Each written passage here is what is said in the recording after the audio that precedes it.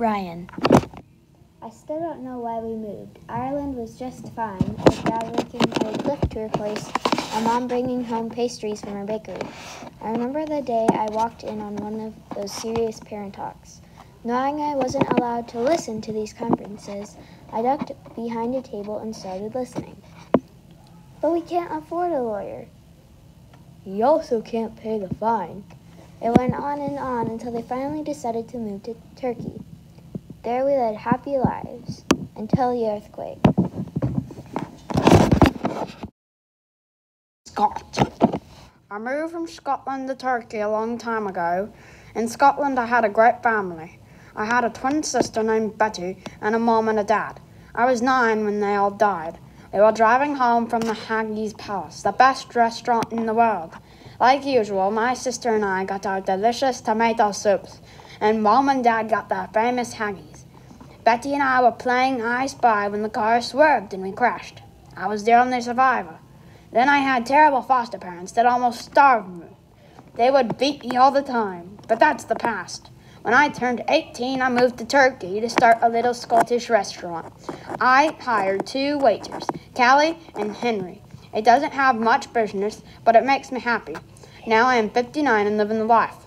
I love people, but no one really comes near me. I wish people would talk to me, and then maybe I might have a friend. Madoka. My name is Madoka Nishihara. I was born in Japan on February 21st, 1994. I'm 18 presently in 2012. Growing up, my parents were killed, and I went to live with my harsh and cruel Aunt Haru. She had a sort of disdain for me for some reason. Maybe it was because of something my parents did. She would only supply me with utter necessities like food, water, and shelter. I had to get everything else for myself. I was a very independent child. This year, I am in progress of moving out. I'm currently vacationing in central Turkey in a city called Uzipia, near the coast, until my apartment is ready. The reason I chose Turkey is because I have some friends that live out here. My dog and cat are living with my best friend back in Japan because I'm flying them out here on my vacation would be really expensive. Peter. I never knew I would move to Turkey, yet here I am, working at a McDonald's and dealing with annoying soccer moms who want their frappuccino exactly 67.68 degrees. I just want to be on my uncle's farm in Germany. No self-entitled soccer moms there, just pigs. And wheat. Lots of wheat. I live in an apartment with my dog Pancake, who is still a puppy. My family stayed in Turkey. Kind of hot, though. Once my apartment AC broke, that was the worst summer of my life. Well, I'm off to bed. Scott.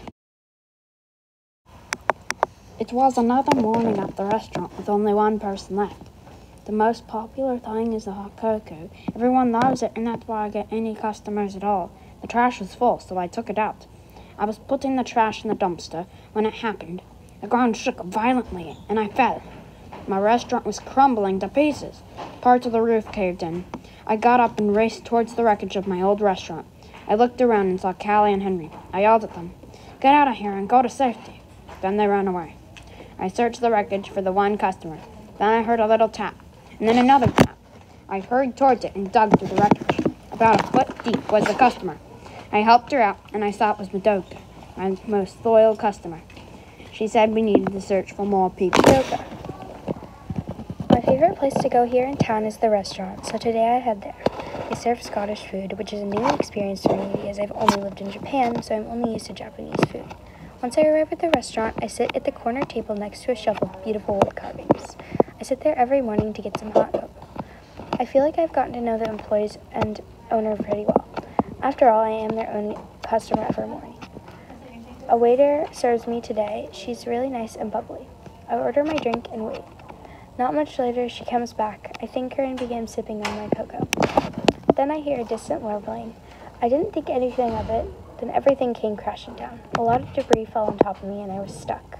I was luckily not injured, and the owner Scott came to rescue me.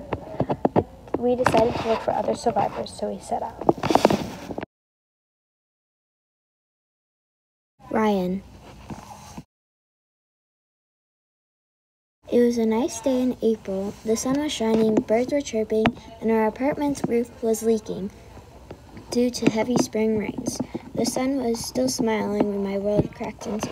Later they told me it was 9 o'clock when the earthquake hit. All I remember when the shaking started.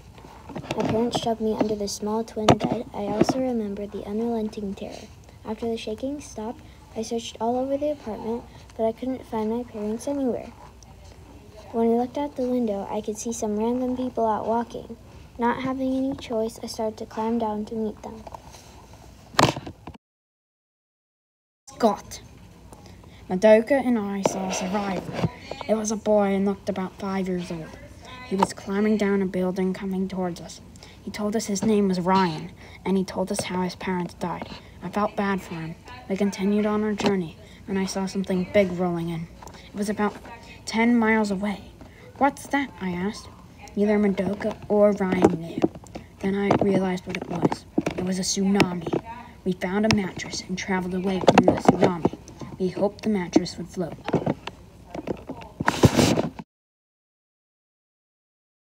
Peter. I woke up to my apartment shaking and looked out the window. The first thing I noticed was that the whole town was shaking. I dove under my bed with Pancake and waited out the earthquake. All of a sudden, whoosh, a tsunami had hit and my apartment was flooding. I grabbed my mattress and threw it in. I then get my raincoat on and leap into the brown swirling soup of motor oil, sewage, chemicals, and salt water. Who knows how smelly if that gets in my mouth. I land on my mattress and hold on. A car floats past me, and thankfully it's empty. Highway 165 was busy, as it was 9 o'clock on a Wednesday. Rush hour was happening, and lots of people weren't too lucky. I put a Pancake and looked into the distance. I saw a raft full of survivors and whistled. I started paddling to them. Pancake and I get on. They introduced themselves as Rain, Scott, and Madoka. Rain is a small child, I'm guessing about 7. Madoka is a short Japanese person with brown eyes. Scott is very old with a white beard, and I hope he makes it.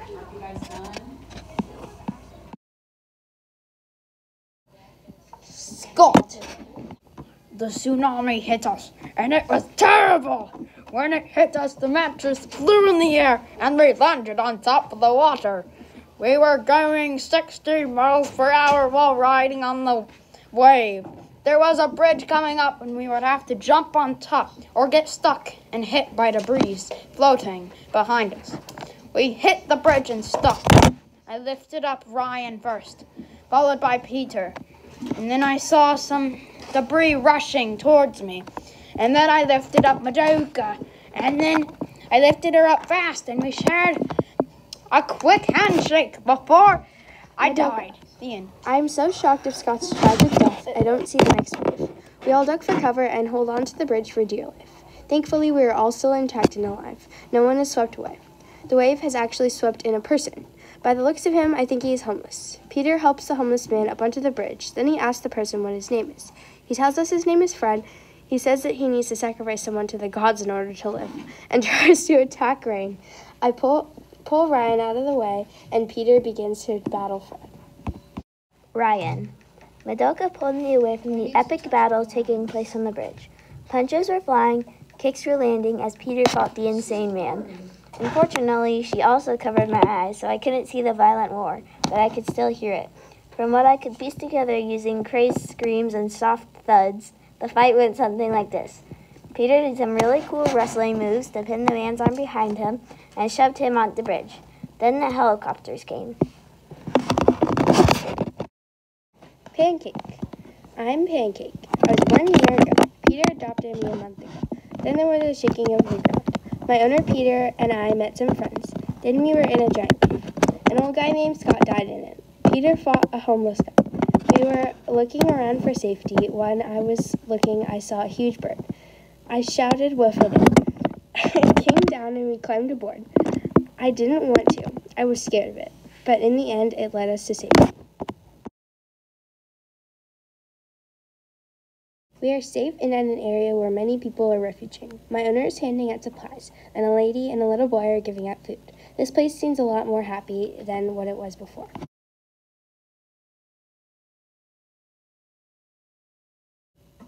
Peter. It has been 3 days since our rescue, and I reunite with the people who I met on the mattress to start a refugee camp. We discuss ideas and settle on tents as shelter. I grow food and Madoka makes the meals. Most of the time it's corn, but sometimes we have wheat. Pretty boring at the refugee camp, but we make it fun. Once we brought in some chess and hosted a tournament for the refugees. Pancake's asleep and I'm probably going to join him. Good night. Darius. I'm not social. I don't have any friends. That's what sinks into me as my heart beats ever more rapidly while I storm off the field. I suck at lacrosse. I don't know why I don't quit. My teammates and opponents are like a jeering at me that I'm a sore loser. Well, a few of them tell me it's okay. I ignore all of this though and I head over to the bathroom, slowly picking up speed until I'm running. But as I'm about to slow down, I trip over a jagged rock and land face first in goose poop.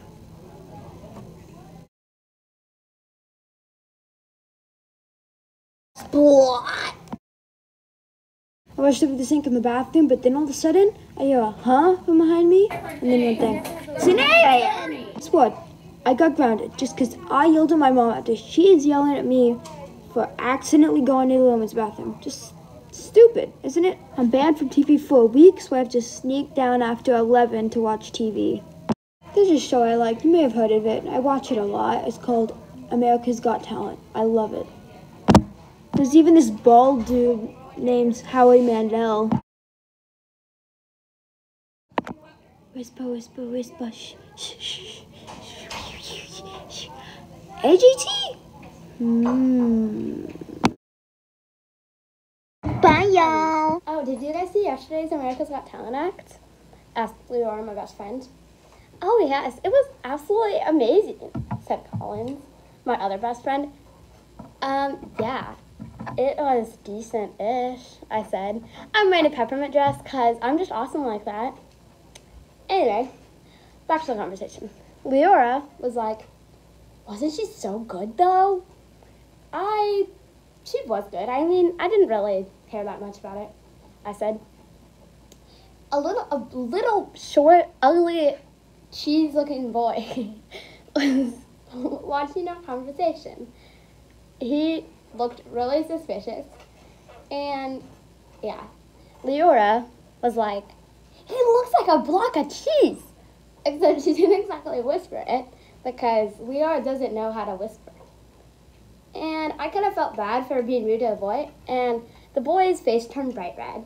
He was like, oh, I didn't know, I thought, sorry, I just really like America's Got Talent, and I just was curious what you were talking about.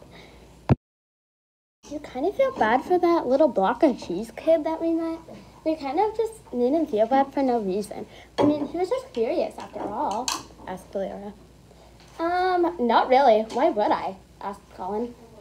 I punched her. Just a little punch. Not a big punch, but still, I punched her. Ow, that hurt, huh? Said Collins. Yeah, that hurt, said Leora. I mean, what? Let's go talk to him. We should, apologize or something, I said. Because, I'm always the optimist, the nice person. So, yeah. So we walked over there to be nice to him and compliment him because we're just special like that. So, hey kid, block of cheese. I mean, what's her name? It's Darius. Oh, okay. Block of cheese, Darius, good. So we're so sorry for being so rude to you, Colin said. Yeah, we're really sorry, said Leora. Sure you are, I said. Yes, of course we are. Anyway, I didn't mean to, insult you or anything. The kid turned his signature color of bright tomato red. Then why'd you call me a block of cheese? I was trying to be a comedy, because, comedy, I kind of wanted to do that for America's Got Talent if I ever got in. Hey, that's what I want to do, too, said Block of Cheese Kid. So, yeah, the end.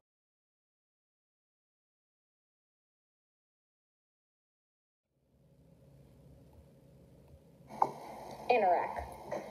I was born in a Thai refugee camp in Thailand. My family didn't have much money, but we got by. As I grew up, I liked a lot of things, but the one thing I loved was cooking. When I got old enough to get a job, I volunteered to cook for the other refugees. I got some other jobs to get money so I could move to America. I soon had enough money to get to a ticket to Chicago. Once I got to Chicago, I started looking for apartments for rent. While I was walking, I saw a rundown building for sale. The more I thought about it, the more I thought it'd be a great idea, so I bought it thinking I would start a restaurant there. I went to a store to buy cleaning supplies for the building. I then got some flyers to put out and advertise my restaurant.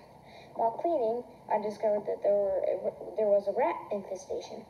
While I was researching how to get rid of a rat infestation, I saw that in order to start a restaurant, you need to have FDA approved. I had no idea how to do that. So I started looking online on how to do that. While putting up more flyers, I came across a man or boy playing music on the streets. He was so good. Then an idea came to mind. What if I had a musician playing at the restaurant? So I started up a conversation with him. "Hi, my name is Anorak," I said. "Nice to meet you," he said kindly. "My name is Carlos. I heard you're playing. You're a wizard on the saxophone," I said. "Thank you," he said. Then I put out $5 on my business card and said, "If you ever want a job, I'm looking for some musicians to play in my restaurant," I said. Then I went back to the building and got it all cleaned up with little struggle. I bought some cooking stoves and sinks. I also thought I would need to get some pots and pans to cook in. After that, all I had to do was wait. It was a warm, cozy, relaxing day, and I just got done with my shift. My paycheck wasn't the biggest, and this month's rent was due next week, so I decided to do my side hustle, playing music on the street and hoping to get some money. Ever since I was kicked out of the orphanage, it was my struggle to get by, and the increase of rent wasn't helping. I never really knew who my parents were because I was too young, but it could have been nice saving me some money for when I grew up. Not that I can blame them, though. After all, being Cuban refugees doesn't exactly pay the best money, or any money at all. They did leave me a saxophone, though. "Passed down from your mother herself," one of the nuns told me, but I couldn't find any use for it at the orphanage when I was young. But it grew on me. I started practicing every day when I was 13 and got better ever since. I performed at clubs, shows, and even kind of became a household name in this part of Chicago. I was also trying to save up some money for a video game console, but I was nowhere near close. It was then, in the glimpse of my eye, I saw a man with black hair and a stack of posters putting them up on the side of the road. I shrugged it off and continued playing when, after a few minutes, I noticed he was watching in the crowd of people who had come to hear me play the sax. After the show, he approached me and introduced himself. "My name is Anorak," he said joyfully. "Nice to meet you." I said back, "My name is Carlos." "I heard you're playing," he said. "You're a wizard on the saxophone." I responded, "Thank you." He then started shuffling around in his pocket and put out a $5 and a business card. "If you ever want a job, I'm looking for musicians to play at my restaurant," he said. "I think you'd fit in perfectly." He slid into my hand and waved goodbye, going up to put up more posters. As I walked home, I started to think about the offer and decided it was a good idea.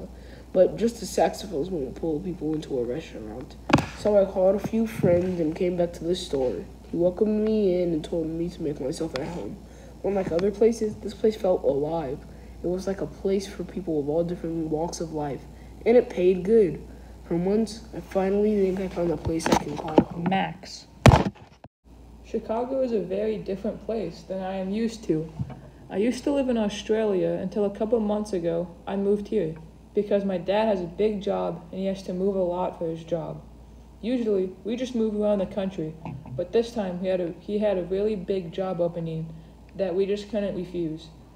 The year before we moved to America, my little sister was born. Now she is 1.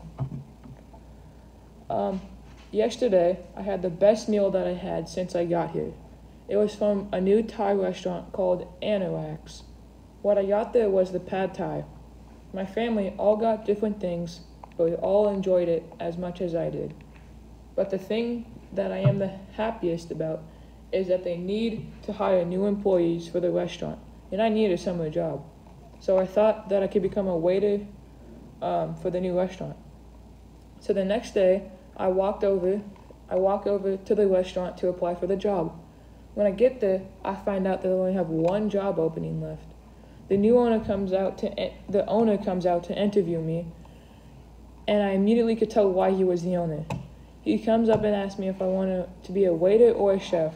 I said I don't really care, but in my mind, I didn't know that I could have the opportunity to become a chef. I want to be a chef. The owner snapped me out of my face, and asked me to tell him something about myself. I tell him I had a 15-year-old kid.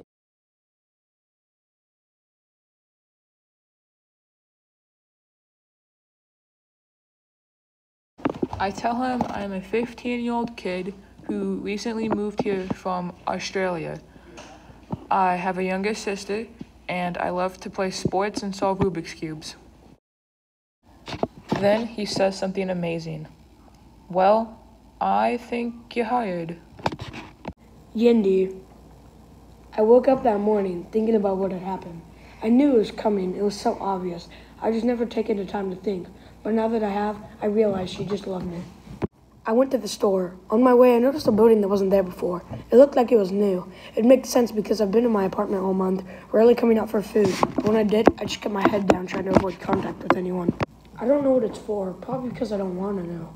I don't want to get too curious because I might end up like the saying, curiosity killed the cat. People might think I'm lonely, but I don't care. I like it. I'm used to it. For most of my life, I used to be homeless with my mom. I hated her because she wouldn't let me join the bomb squad for my home country, Australia. But when I did, without listening to her, I got caught in an explosion. I lost my right arm and my left leg, just like my dad. But he didn't lose just a couple of limbs. He lost his life. That's why my mom didn't want me to join. Although I thought it was because she didn't want me to be homeless alone. When I came to America, I got a good job and I made good money. I bought the prosthetics and got an apartment. I was loving it here, not having to think about my mom. Recently though, she passed away. And I wasn't there because I resented her. But now I realize she just didn't want to leave me too. So you know what? I'll go check out that building. I walked inside the mysterious building, looking around. I saw a man who had dirty clothes on, like he's worn them out for a couple of weeks. Hello, I asked him. Do you work here and know what it's for? He responded, yeah, it says on the sign. It's a homeless shelter. What did you expect to see? Bill Gates or something? Wow, what's this guy's problem? I muttered. He didn't hear. We're actually looking for volunteers. Would you care to join? It would help a lot for the homeless people here. I didn't know what to say. Should I commit to this? I thought to myself, it's not like I'm doing much anyway. So I responded, sure, when do I start? He responded, it's not that complicated. Just help out with any concerns. Maybe you can even work at the front desk, helping the people get to where they need. Here, I'll even give you a tour. He showed me around. I got to meet some homeless people. And I'll be honest, it felt good talking to people.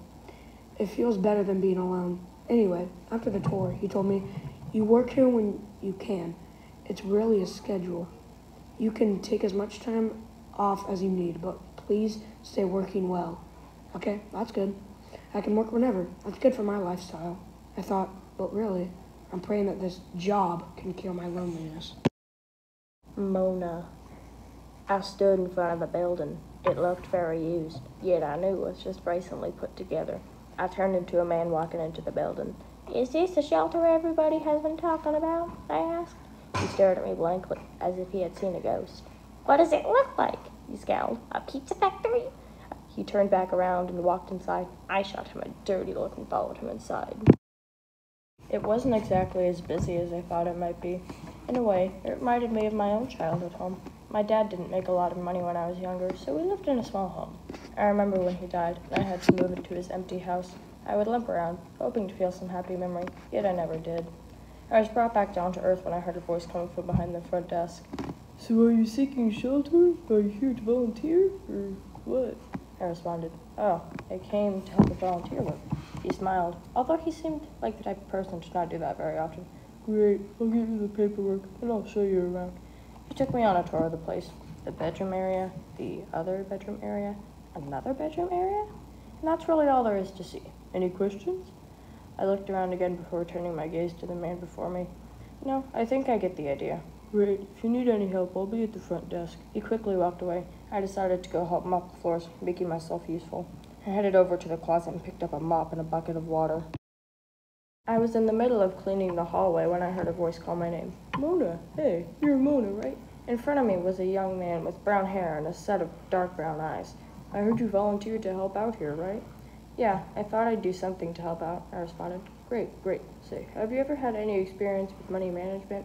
Well, I did work in accounting at a big company for a while, so I guess I do. Great. Would you be open to helping us with our finances here at the shelter? I had a couple of flashbacks and then returned to the conversation. I'm not so sure about that. You'll do great. Don't worry about it. You'll have plenty of guidance. Besides, it would be a huge help to us. I thought for a moment. Well, all right. I'll give it a shot. Oh, I never got your name. Dominic, you said. Pleased to meet you, Dominic, I replied. Hope to see you tomorrow, Mona. He walked around the corner and disappeared. I knew I was done for the day. I walked back into the old building the next morning and was greeted by the same man from the front desk. Hey, Mona, you came back, and you've got yourself a new job. Yeah, I hope I do well. How are you doing? Yindi, the man said. My name's Yindi, and I'm doing just fine. So what am I doing today? Just moving the money we got from yesterday, he said, sorting it into different accounts. Savings, food money, bills, stuff like that. You know how to work a computer, don't you? Yeah, I do, I responded. I couldn't believe you thought I couldn't use a computer. Great, the password is APT40LSC. I'll write it down for you. Oh, thanks. No problem. I'll be on my way. Enjoy. He sped off into another room. Oh, all right then. The next few days of working in the shelter were quite simple, just sorting through money, donations, and occasionally cleaning the floors. Eventually, I was tasked with making ads for the shelter. I worked hard and did my best. It was nice to know that I was helping people in need. It took a while until I was given more assignments. I was in charge of finding ways to support and supply the shelter. One day, Dominic came in to check on me. How's it going? He asked, not acting like he actually cared. I'm just ordering some supplies. I saw that we were running low, so I decided to go ahead and get some more, I responded. I just came to tell you that we decided to partner with Beverages Inc. He sounded somewhat proud of himself. They're a pretty big deal. The shelter is already doing pretty well, so I think this will really push us over the edge. That's great. I'm so glad I could be here to help. I really do appreciate the work you do, Mona. You and Yindi really helped the shelter out. I'm glad I could support your cause. I gave him a smile, and he smiled back. I knew that my father would be proud of what I had done. Hurdy-gurdy festival. With cows. Una. Hi, I'm Una. I was an orphan for 11 years, starting when I was 3 years old. My mother died from brain cancer when I was 2, and my father died in a car wreck on my 3rd birthday. I was very lonely when they weren't around, and now that they're gone, I can hardly stand the loneliness. Foster care was rough, and I always wished someone would adopt me. When I was 14, I was adopted by a single man with no wife. He didn't have much time to take care of me because he was always on work trips, so his mother took care of me. He suddenly died on one of his work trips, though, when I was 17. His mother was getting too old, so she left me to an arranged marriage when I was 22 years old with a man 2 years older than me named Cash. I am now happy with my husband, and we live in both of his parents and his aunts and uncles. But none of them are very fond of me now that they know I am unable to have children, but divorce is almost unheard of. Yesterday, I was getting biryani for me and Akash at the local public market when his eyes suddenly went wide. He runs down to a different aisle, and when I run after him, I realize that it's his favorite musician, Angaku, the famous hurdy-gurdy player. Akash runs up to get his autograph, and I got an idea.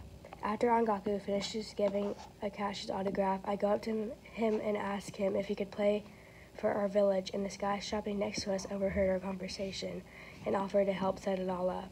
Akash would be so happy. The next day, I sneak out to meet Balaz and Angaku to start setting everything up. We start putting out flyers everywhere. We put them on the barns, on posts, even on houses. Just when we got done putting it up, we realized that the date is wrong. Ngaku. I'm Ngaku, a 23-year-old Japanese musician on a tour through the world. After we realized we put posters that had the incorrect dates, we printed out new flyers with the correct dates, and then us four ran around trying to replace the old flyers with the new ones. After half an hour, we were exhausted, but we were done, and I hoped that not too many saw the incorrect flyers. So we decided to go and start setting up the barn. We had volunteers help us to line the load. Then Una mentioned the cows could be a problem, so Una, Akash, and some of the volunteers helped get all the cows fed and happy for the next day. We had a bit of an issue with the speakers, but ended up getting that fixed with a little bit of work. That night, we ended up going to Una's house to cook and learn how to make rosi, which is a type of flatbread, and dosa, which is thin crepes made of lentils. We made a seemingly absurd amount, but I was reassured that it was the right amount, so maybe people could. would be coming. It took so long afterwards that I went straight to my tour bus to sleep. When I woke up, everything seemed normal until I went to grab my hurry group, and then bring it to the barn for later. But when I checked the spot that I left last night, it was gone. I freaked out quite a bit since the concert was still in a few hours, so I looked every single inch of the tour bus and still couldn't find it. I decided that maybe I had left it on Una's house the night before, so I went over there to talk about it. Blaz. Most people don't know a lot about goulash, but not me. I'm a 19-year-old Hungarian with a dream to cook goulash. I was named Blaz after my dad. When I was 3, he sadly got caught in a factory fire and didn't make it. We would still be living in France, but the co-owner ran with the money, so me and my mom were forced to live in Hungary with my grandparents. We weren't too fortunate with money, but I was happy when I was able to go on a mission trip to India with my church. It was the morning of the concert, and I didn't have a good night's sleep. I woke up to 6 a.m. to scream. I ran over and saw it was on the concert bus. It looks like Ngaku woke up and couldn't find his hurdy-gurdy. We ran for half an hour and found nothing. I turned to look at Una, then I saw her eyes go wide. I saw what she did. Akash had stepped out of the house with the hurdy-gurdy in his hands. When we asked him why he did it, he confessed that he did it because he wanted to have a piece of Ngaku with him forever. I thought Una would be mad, but she didn't look mad at all. In the village that they live in, a lot of things go missing to random places. After what Akash had done, everybody came out of their houses with things that could help the concert. The volunteers and I ran to help pick up everything and transfer it to the barn. We didn't have much time to get set up. There were people gathering and we needed to start soon. With a few minutes to spare, we got to our posts. I was all the way in the back at the food line. I could barely hear Una talk about Ngaku and tell the crowd about all his greatness. Since they were a small village, most of them hadn't heard of him. We didn't have too many people getting food while he was playing. The music was mesmerizing and beautiful. During an intermission, we served some food. I was on the chicken and noodle soup. Mine was a fan favorite, and I was out within the first 100 people. The festival was a blast. The village mural seemed way better than before. My team and I spent over an hour cleaning up from the festival. After that, we helped with the cows, and we were all set to go. Before we could leave, Una gave us thanks for helping her village. We met up with Ngaku and swore that we would keep in touch with each other. When I was on my flight home, I could not stop smiling. I had felt so good about what I had done for that village.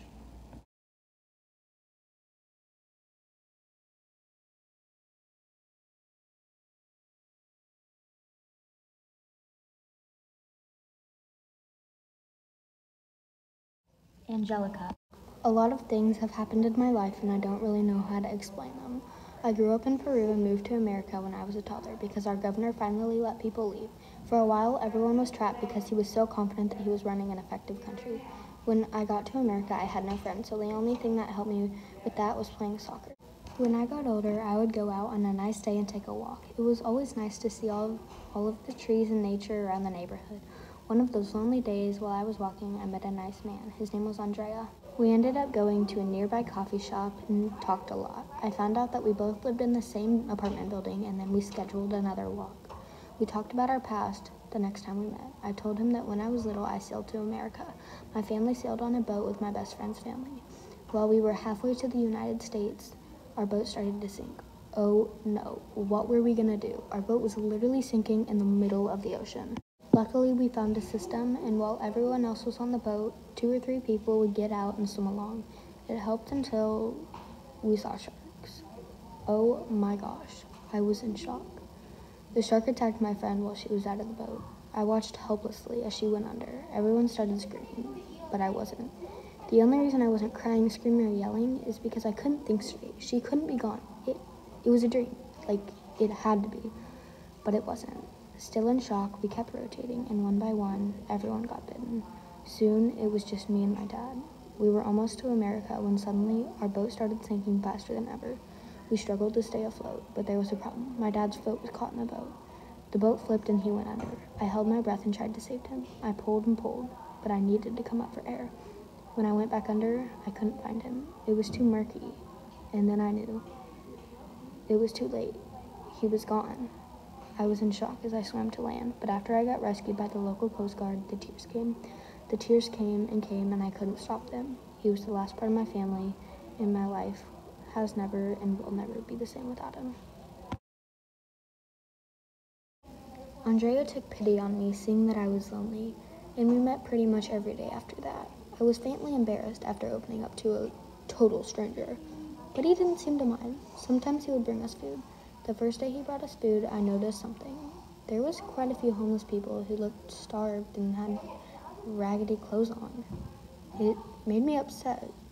For the next few days, we brought some food for the locals.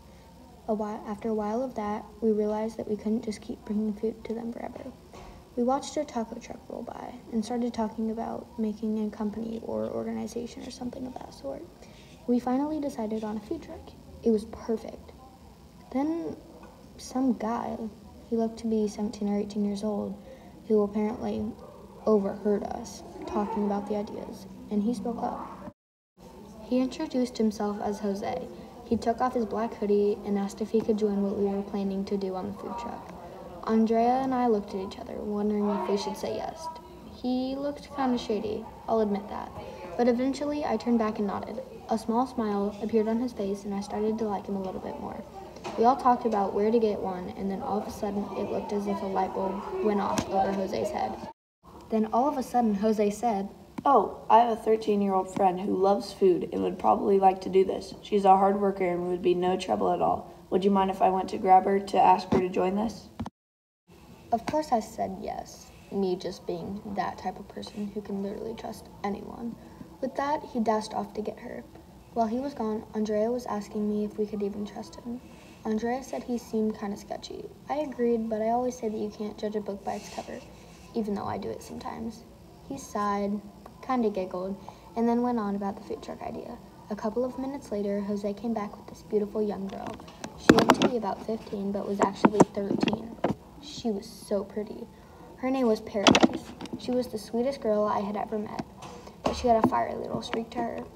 She was still in school and really needed an after-school type job. I was mostly free during Paradise's school hours, and I was flexible. Andrea didn't do much, so he was fine. Then we finally scheduled a place to meet up the next day at 4 o'clock to talk about the food truck idea. Paradise. I've seen a lot throughout my life, even if I've only lived 13 and a half years. My dad and I were the only eyewitnesses when my mom was attacked by a random creep 9 years ago. She recovered from that whole situation quickly, but it still haunts my family and I. I try not to think about it or let it interfere with my life. And now, in middle school, things have only gotten harder, for me and for everyone. I could talk all day about how much I really hate middle school. Everyone there is so full of themselves and everything is useless in the real world. The only thing I actually like about my dumb, ugly middle school is the foods and nutrition class. My favorite hobby ever in the world has to be cooking. The foods class is the only reason I show up every day. Without it, I totally drop out. After I get out of my ugly school, I like to cook for myself. I love cooking for my family too, and I usually ask to cook dinner time, but my mom sometimes doesn't like it. I can be annoying about food. Sometimes when my mom cooks and doesn't want my food, I go outside and ask people if they want a free meal. I'm just cool like that. I'm familiar with my neighborhood because of that, but lately there's been this guy that I've been talking to more often. His name is Jose, and he's 17 years old. I heard that he moved to Chicago illegally, but I'm no snitch. Sometimes at night, when I'm always cooking, I sneak Jose some of my best food, which means sometimes I sacrifice the best dishes just for him. He's a pretty fly guy. He has a bunch of cool stories to tell and is like the only person I ever actually talk to besides my family and best friends. If I had siblings, I talk to them more, but I'm a single child, which can get kind of depressing when I'm home alone. Jose keeps me company whenever I'm alone, and I like to think of him as a brother figure to fill in for a sibling I wish I had. Sometimes Jose comes over just to chill and get with me. Cool thing is, I found out recently that he also has a liking for food, and I was like, wow, that was so awesome of him. Like, we didn't already have enough in common, though. It felt too good to be true. It was true, so I guess that's good. But one day, when we decided to chillax and eat with me, he actually led me to an old RV truck thing in a random place. He said something about turning the RV into a food truck and starting our own business, which I felt was extremely unrealistic considering I'm not even in high school. But he's not in any school, so why would he care about how unrealistic it was? After some consideration, I realized I couldn't turn down this business opportunity no matter how fake it seemed. Food is my passion, so why would I turn down a food business? With my best friend too? That would have been so stupid. Next thing I knew, we were meeting up more often to work and discuss this job idea thing. Currently, there's also 2 other adults that I talk to and work with. I met them through Jose. Their names are Angelica and Andrea, and they're both super cool and chill. Andrea was a laid-back guy, and Angelica was a no-nonsense woman. They're both like 30, but they really like food too, so I forgive them. It seems a little weird that I'm working around 2 adults and 1 almost adult, but I really do enjoy being around them. I see them all as a family, and although I haven't really gone in depth about the old people stuff, I really do like their company. And sometimes I wonder, why haven't I found something like this earlier in life? Why is everything going along better for me? Why do I suddenly have more friends that I actually plan to work with? I don't know the for sure answer yet, but I just know that food brings us all together and it should take over the world and dominate. Even though I hate or slightly dislike almost every other aspect of my life, I'm for now really happy with how things are going. Andrea. Ever since I was 7, I've always had sleeping problems. I never got enough sleep, and lately I started seeing things. And deal, my job doesn't help. I've always loved cooking, and when I saw the work hours, I thought, well, I'm not sleeping anyways. But now it's intruding on the sleep I am getting. When I was 23, I moved from Italy to Chicago. I still have mixed feelings about it. I'm still a chef, but the dishes here range from expensive and overcomplicated to cheap and mushy and wet. And the noise from the highway, Dio mio.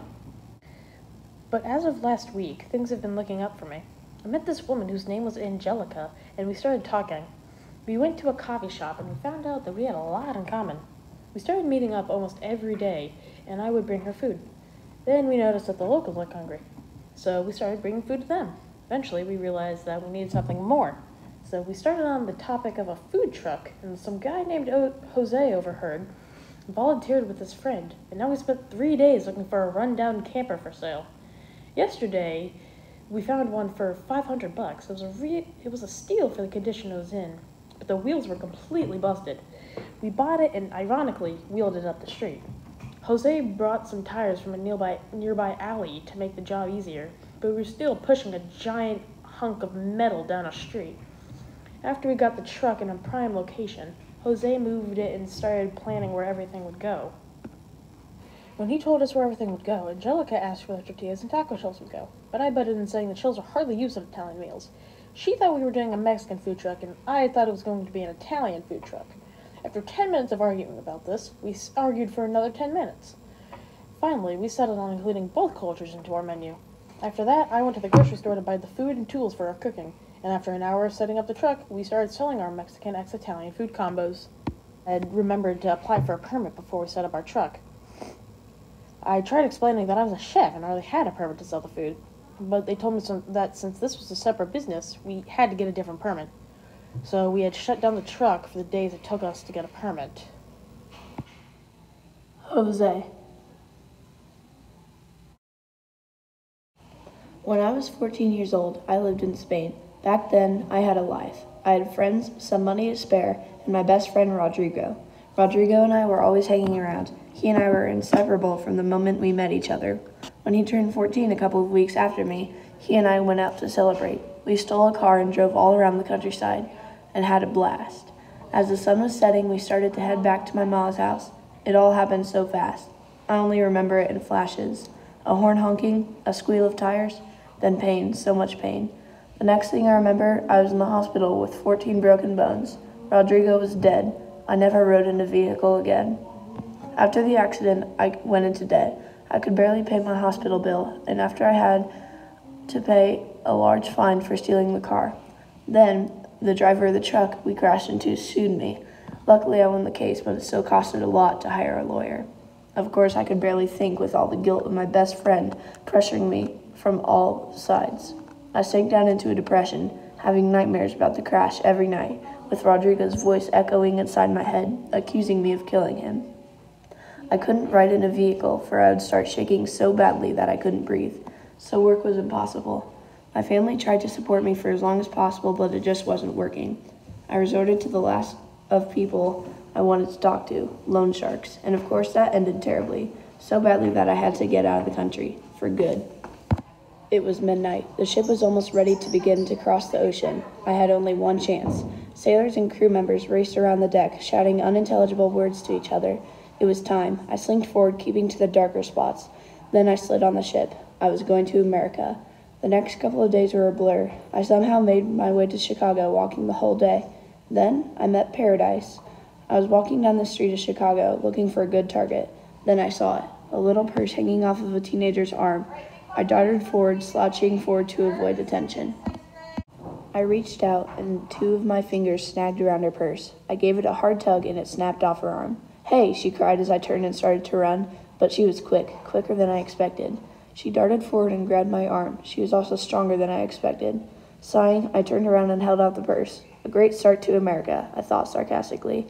I got a good look at her. She had short, dark, and curly hair with brown eyes. A scowl crossed her face as she looked at me. Then, as she took in my clothes, torn and dirty, my hair knotted and tangled, and my face, tired and dirty, her eyes softened. She reached into her purse and, to my delight, pulled out a $10 bill and pressed it into my hand. Then she turned and started walking away. "Wait," I called, catching up to her. She pretended to ignore me, staring determinedly ahead. "Thank you," I said, keeping pace. She continued to ignore me. "Why are you mad at me?" I asked stupidly. Well, that seemed to get a response out of her. She whirled around to face me, her eyes blazing. "Oh, I don't know. Let me think," she spat. "Maybe because you tried to steal from me?" I shrugged sheepishly. "Oh, that makes sense," I said, half smiling. She wasn't having it. She turned around and started walking again. This time I let her go. But I followed her, determined to make it up to her. And when the time came, I approached her and talked to her. It turned out we had a lot in common, and we started talking. She told me about her life, school, and family, and I told her about mine. She was the only person I had told about my illegal crossing of the border. She was my company up until I overheard a man and woman talking about food trucks for poor people. Nice, I thought, my mind working overdrive. If I could get into this business, I could have a place to sleep, eat, and make some money. So naturally, I spoke up. Their names were Andrea and Angelica. We were talking about our ideas, then suddenly I remembered Paradise. I invited her along, then my life in America really got rolling. We faced many challenges and overcame them all, me usually skulking in the background. But we were beginning to feel like family. Paradise was my fiery little sister, while Angelica was the no-funny-business type of mom. Andrea was a laid-back sort of dude, and I was the quiet one. I wanted a low profile in case anyone found out my secret. Up until a police car came cruising around us, rolling to a stop. "Hide," Paradise hissed to me. I scrambled into the back of the RV, locking myself into a bathroom. I felt Andrea and Angelica's gazes burning into the back of me as I scrambled into my measly hiding place. Then I heard Paradise talking in a low voice. I heard a car door slam and knew the police officer was getting out of the car. I heard them all talking rapidly, but I couldn't make out the words. After a couple of minutes, I heard the car door slam again and the revving of an engine. Then Paradise's voice came out to me. "It's okay to come out now, Jose," she said. I unlocked the door and stepped out, not knowing what to expect. Andrea and Angelica were staring at me like they'd never seen me before. I knew that Paradise had told them about me being here illegally. So I started trying to sound casual. "What did that guy want?" Angelica snapped out of it first, telling me that the police officer had told us that we needed a permit to sell our food. My eyes widened. I hadn't even thought about that. "What are we going to do?" "It's okay," Andrea said, still peering at me from the corner of his eyes. "I think we could afford a permit if we raised enough money." Angelica nodded, snapping into business mode. "I can see how much a permit costs, and Andrea could donate any extra money we might need." She said the last part as a question and looked at Andrea. He nodded and said, "Granted that the amount is not too large." Angelica looked back at me. "As of you being here legally, we haven't heard it and don't know it." I nodded, too stunned to speak. "They weren't going to turn me in?" I felt like a huge weight had been lifted off my shoulders. Paradise turned to me, a big smile lighting her face. The next day it was all settled. We had raised $11,000 total so far, and a permit had cost $8,000. We bought the permit and we were down to $3,000, and so we continued selling food and stuff again. Andrea was our main cook, with Angela being the side cook, Paradise the sous chef, and I mainly helped with drinks and side orders. A couple of weeks later, though, everything changed. Paradise pulled me along, smiling excitedly. "Where are we going?" I asked for the 13th time. "You'll see," she responded for the 13th time. I sighed, giving up. Finally, we made it to a court. I braked hard. "I am not going in there," I said to her. She rolled her eyes. "Come on, it will be fine." I shook my head. "No way. Remember when I told you that I'm here illegally?" She looked at me and, seeing that I wouldn't go without an explanation, sighed and said, "Okay, fine. If you're going to be such a wuss about it, let me tell you." I cocked my head, showing her that I was listening. "We are making you a legal citizen of America," she said with great bravado. My eyes widened and widened and widened. "This can't be happening. Is this a cruel prank? So come on," Paradise continued, tugging me forward. "We don't want to be late." 6 hours and 1 court trial later, I walked out with Andrea, Angelica, and Paradise next to me, a legal citizen of America. If anyone would have seen the four, they would have seen a Spaniard teenager with a smile that seemed to light up the whole street, enthusiastically hugging a younger teen, a laid-back-looking man, and a slightly frightening-looking woman. I was sure at that moment that I was the happiest person in the world. 10 years later, Angelica, Paradise, Andrea, and I were walking down the road where it all begun. I remembered that fateful day where I had heard such a good idea about a food truck and thought, hey, maybe I could do that. Now, as I was a citizen of America and part of an amazing family. Speaking of family, I now had enough money to fly to Spain and see my real family. I was going to do that this summer. I was a little scared considering that I was wanted by the loan sharks, but that wasn't the scariest part. I was scared of memories of Rodrigo, but I knew what Rodrigo would have said if he was here. Go for it. Just then, we overheard a group of teens talking about a school project to help the poor. Hearing this, Paradise and I turned to each other with smiles on our faces. I knew we were thinking the same thing. "Hello," I called, approaching the teens. They took a step back, their eyes wide. "I couldn't help but hear that you guys want to feed the poor," I asked. They nodded their heads and glanced at one another. My smile grew bigger. Time to pass on the legacy and find a real job for myself. Need a food truck? The end.